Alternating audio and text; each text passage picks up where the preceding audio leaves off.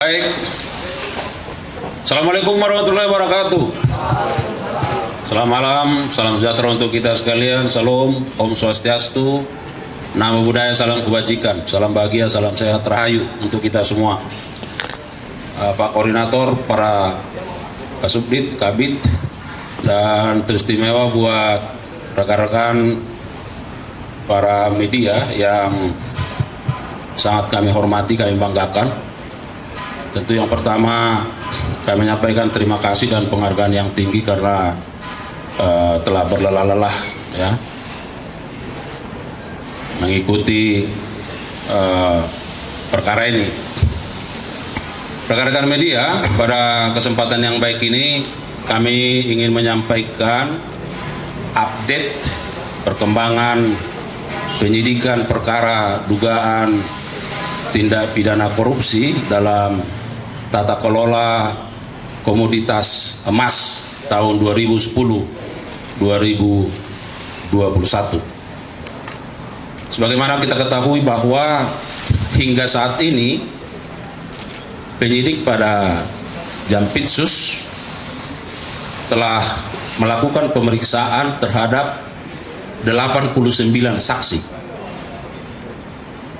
dan telah ditetapkan 6 tersangka sebelumnya.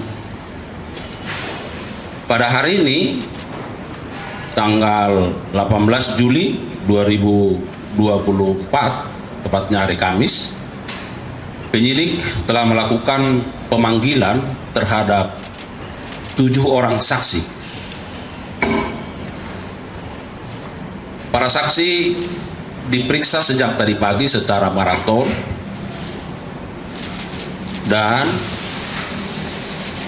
ditemukan ada bukti permulaan yang cukup bahwa terhadap 7 orang saksi ini memiliki keterkaitan dan peranan yang kuat dalam dugaan tindak pidana korupsi ini, sehingga penyidik setelah melakukan ekspos secara internal menetapkan ke-7 orang tersebut sebagai tersangka. Dan setelah dilakukan pemeriksaan sebagai tersangka, maka sesuai dengan ketentuan pasal 21 KUHP, penyidik berketetapan melakukan upaya paksa berupa penahanan. Dari 7 orang yang ditetapkan sebagai tersangka, 2 orang ditahan di rumah tahanan negara, sedangkan 5 orang lainnya ditahan dengan status tahanan kota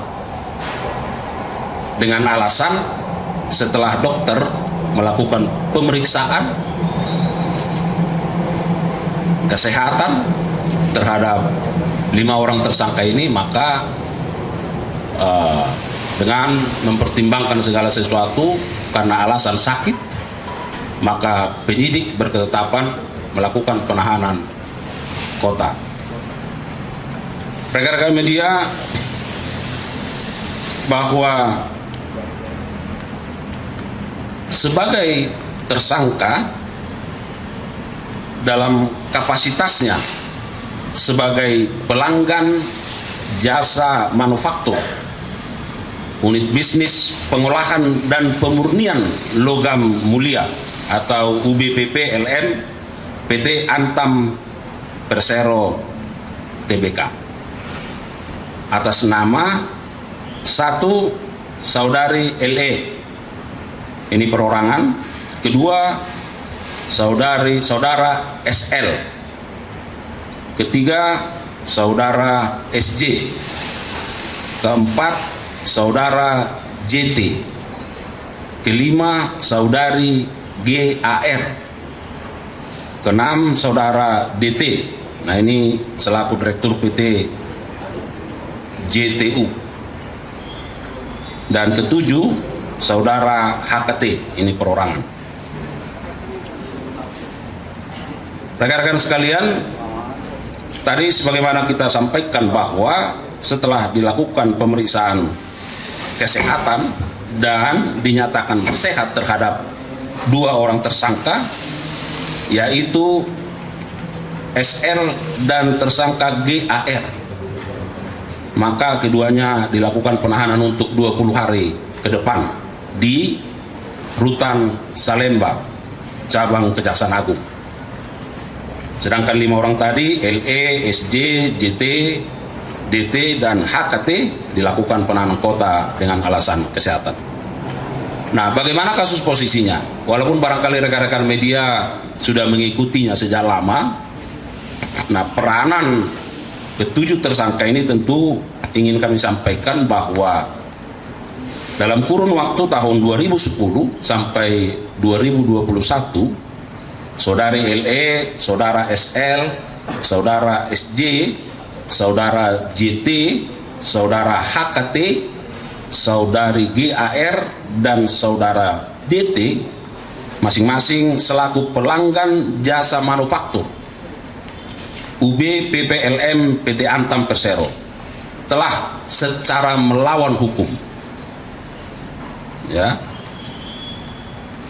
melakukan persekongkolan dengan para general manager UB PPLM yang telah dilakukan penahanan sebelumnya untuk menyalahgunakan jasa manufaktur yang diselenggarakan oleh UB PPLM, sehingga para tersangka tidak hanya menggunakan jasa manufaktur untuk kegiatan pemurnian,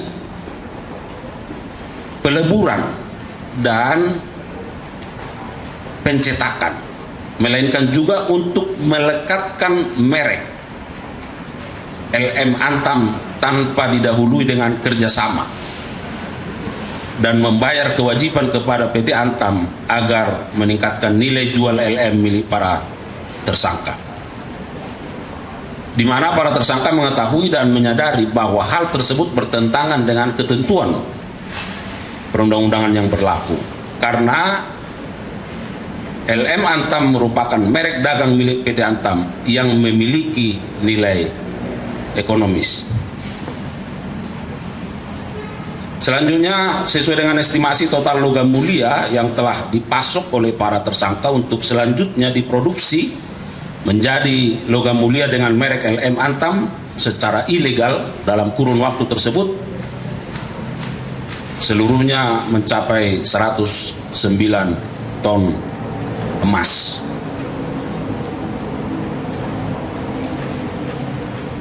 Itu beberapa hal yang ingin kami sampaikan, dan pada kesempatan yang baik ini kami menegaskan bahwa apa yang beredar informasi di masyarakat terkait pertanyaan apakah emas itu palsu, tadi sudah kita jelaskan bahwa sesungguhnya emas itu tidak palsu, tetapi hak merek yang dimiliki oleh PT Antam itu dilekatkan secara ilegal oleh para tersangka, sehingga ada selisih jual, selisih harga dari harga pembelian dengan dilekatkannya merek tersebut.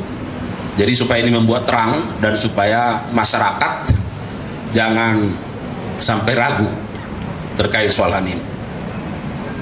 Selanjutnya, pada kesempatan yang baik ini kami juga ingin menyampaikan bahwa penyidik sedang melakukan koordinasi dengan ahli untuk melakukan perhitungan kerugian keuangan negara, ya. Tetapi dari estimasi sementara yang dihitung oleh penyidik, namun pastinya tentu didasarkan pada perhitungan ahli yang kita harapkan bisa selesai dalam waktu dekat, itu di sekitaran 1 triliun. Ini rekan-rekan media yang bisa kami sampaikan. Mudah-mudahan penyidikan ini bisa berlangsung dengan lancar, baik, dan tentu kami terus berterima kasih atas dukungan dan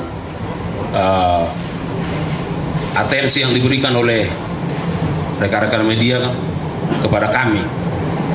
Saya kira itu.